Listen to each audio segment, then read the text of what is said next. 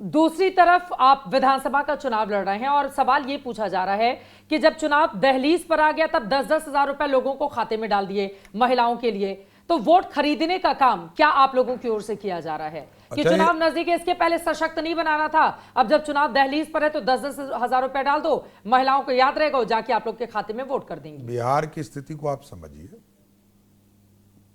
श्री बाबू के बाद बिहार के किसी मुख्यमंत्री ने काम नहीं किया जी। कर्पूरी ठाकुर जी ने बिहार में सामाजिक न्याय का काम शुरू किया और किसी मुख्यमंत्री ने काम नहीं किया। नीतीश जी ने काम शुरू किया, वर्ल्ड बैंक से लोन लेकर यहाँ जीविका दीदियों को प्रमोट किया। आज जीविका दीदी 56,000 करोड़ का मार्केट बना के बिहार में रखी है, 56,000 करोड़ का। हम उनको सुविधा देते हैं। जो बेटी कल तक जो 12 साल से लेकर 17 साल की बेटी थी 2005-06 में, उसको साइकिल दिया, पोशाक दिया, मैट्रिक पास करने पर उसको 10,000 दिया, इंटर पास करने पर 15,000 दिया, ग्रेजुएशन पास करने पे 25,000 दिया और उनको प्रमोट किया। ठीक है। और धीरे धीरे उसको लखपति बनाने का काम शुरू हुआ। आज लगभग 1,60,00,000 महिलाएं जीविका दीदी से जुड़ी हैं।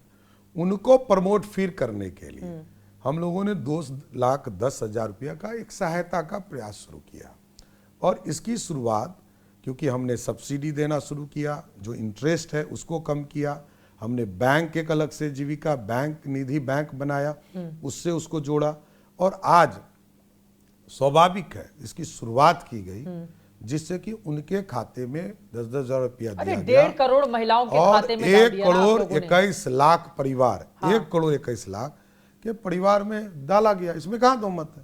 तो हम तो जीविका से जुड़िए, अपने जीवन को समृद्ध बनाइए, आप एक उद्योग के रास्ते पर चले, यही तो रास्ता दिखा। तेजस्वी यादव ने भी 2.25 करोड़ जो बिहार के परिवार हैं, हर परिवार के एक सदस्य को सरकारी नौकरी देने का ऐलान किया है। और 2020 मुझे अच्छे से याद है, जब नौकरी वाला दांव उनकी ओर से चला गया था तो उनकी लोकप्रियता में भी इजाफा हुआ था और फिर उनकी जो 75 सीटें आई थी उसमें भी उसका बड़ा योगदान था। नहीं, तो पिछले बार चुनाव में जो 80 सीटें आई उसमें एनडीए में बिखराव था। उपेंद्र कुशवाहा जी और चिराग पासवान जी अलग थे। इस बार कोई अलग नहीं है, सब एक है। इस बार का रिजल्ट इसका रिजल्ट आपको दिखेगा। और दूसरी बात, जहां तक डेवलपमेंट का इशू और ये नौकरी का सवाल है, 2,70,00,000 यदि परिवार को सरकारी नौकरी देंगे, अभी हम 22 लाख लोगों को सरकारी नौकरी दे पाए। और उसका हिसाब मैं बताता हूं, 1990 से 2005 तक लालू जी और राबड़ी जी के राज में मात्र 94,000 लोगों को सरकारी नौकरी मिली। नीतीश जी के 20 साल के शासनकाल में 18.5 लाख लोगों को सरकारी नौकरी मिली। फर्क समझिए, 20 टाइम्स यदि किसी व्यक्ति ने काम किया हो तो जनता उस पर भरोसा करेगी कि किसी और पे करेगी। एक दूसरा है कि यदि 22 लाख लोगों को हम अभी तनख्वाह देते हैं तो हमको 85,000 करोड़ रुपया खर्चा होता है। और 85,000 करोड़ को यदि मल्टीपल करते हैं, 2,70,00,000 को एडजस्ट करते हैं, तो 2,70,00,000 परिवार को यदि सरकारी नौकरी देते हैं तो 12 लाख करोड़ रुपया बिहार को चाहिए। तो देखिए, ये सपना दिखाना अच्छी बात है, नो डाउट, लेकिन जमीन की हकीकत भी समझनी पड़ेगी।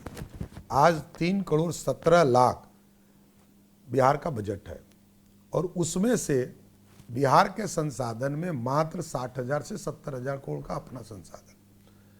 मोदी जी की सरकार से लगभग 2 लाख करोड़ रुपया बिहार को मिलता है। ये डबल इंजन है, इसलिए गति से बढ़ रहा है। तो डबल इंजन की सरकार बिहार के विकास को गति दे रही है। और यदि सिर्फ तनख्वाह देंगे 12 लाख करोड़ रुपया तो बिहार का विकास कहाँ रहेगा? अरे लेकिन नौकरी को लेकर युवाओं में बड़ा जोश आ गया है ना। मैं तो यही और उधर भी तो डबल इंजन है ना, एक तरफ राहुल गांधी है, दूसरी तरफ तेजस्वी यादव है। इंजन तो है ना वहाँ। राहुल गांधी कौन? राहुल गांधी जो देश के लेकर इतने दिन थे, बाप रे, बिहार घूमे तो एकदम दीवाना हो गया बिहार। पता है कि नहीं आपको? राहुल गांधी बाप रे, जिन जिन मुद्दों को उठाया सब यहाँ छुरछुरिया बम हो गया। यहाँ जो है फुस बम जिसको कहते हैं, उठाया उन्होंने कि औरंगाबाद में एक बहन का कि इनका वोटर लिस्ट से नाम कट गया, वो भी निकल गया। राघोपुर जहां से तेजस्वी यादव, राबड़ी देवी एमएलए रही, वहां पर लोगों को दिल्ली बुलाकर खाना खिलाया, तो उसका भी नाम निकल गया। अरे भीड़ तो बहुत आई थी ना। अरे भीड़ तो लालू यादव कहीं भी निकलेंगे, लालू जी का परिवार निकलेगा, भीड़ तो आ ही जाएगा, उसमें कोई दिक्कत नहीं है। लड़ते अच्छे हैं, लड़ते अच्छे हैं। नहीं नहीं, लालू जी लड़ते अच्छे हैं, हारते बहुत तगड़ा है।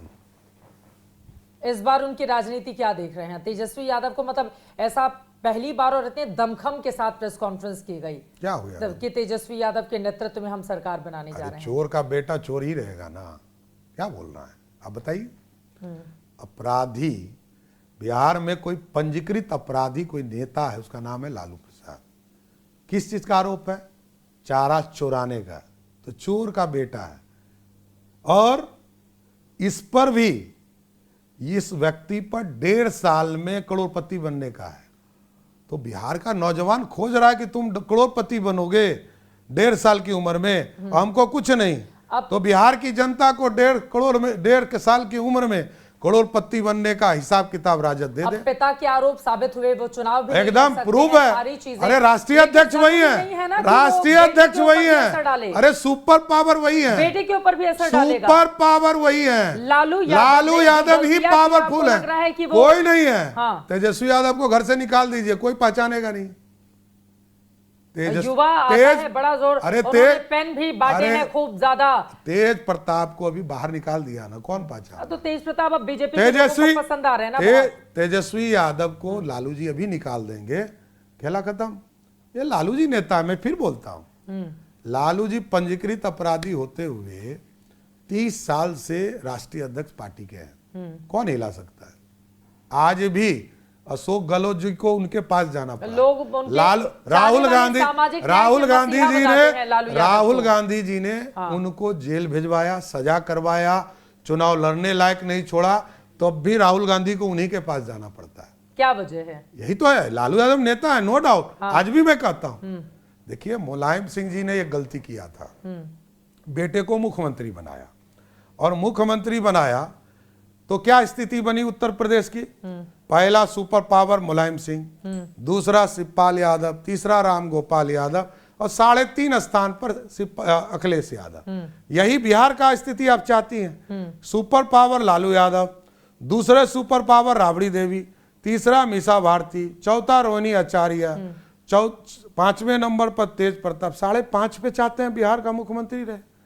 देखिए बिहार अराजकता को नहीं झेलेगा।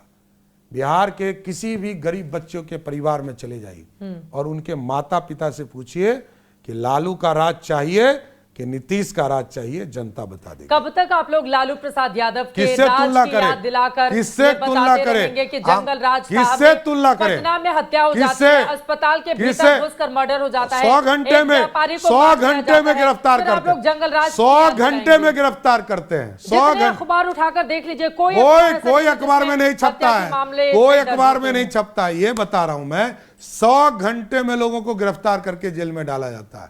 यहाँ अपराधी बच नहीं सकता है। और पहले इसी बगल में सीएम हाउस है, लालू जी बैठ कर तय करते थे कि कितना पैसा किसको देना है।